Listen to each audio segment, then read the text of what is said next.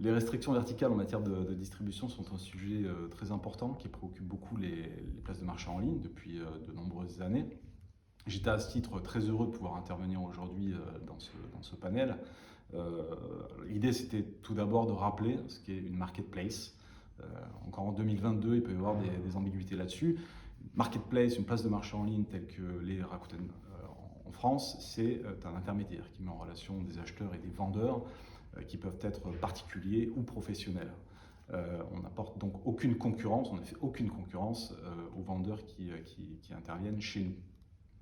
Alors évidemment, l'idée c'était d'anticiper un peu les conséquences de l'évolution du cadre réglementaire, mais évolution qui finalement consiste plutôt, en tout cas en ce qui concerne notre activité, à entériner une jurisprudence, notamment la jurisprudence COTI, en matière de distribution sélective, de réseau de distribution sélective.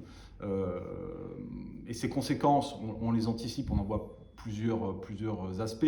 Le premier, sans doute, une résurgence des demandes d'interdiction, mise en place d'interdictions directes ou indirectes par un certain nombre de têtes de réseau de vente de leurs produits par le biais d'un canal tel que les places de marché.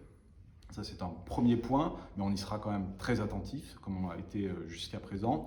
Le second point principal qu'on peut anticiper, c'est effectivement les accords qu'on sera amenés éventuellement à conclure avec des têtes de réseau, avec des marques, avec des fabricants qui souhaiteraient qu'on se conforme à un certain nombre de critères, encore une fois, en tant que marketplace, pour permettre à leurs distributeurs de proposer leurs produits chez nous, ce qui est notre vocation, puisque évidemment l'idée c'est de faire en sorte qu'on ait un catalogue qui soit le plus large possible et de proposer un maximum de produits à nos consommateurs, mais aussi de permettre à nos vendeurs qui sont pour beaucoup des TPE, PME, de proposer l'ensemble des produits qu'ils proposent soit dans leur boutique physique, soit sur leur propre site, quand c'est possible, bien évidemment.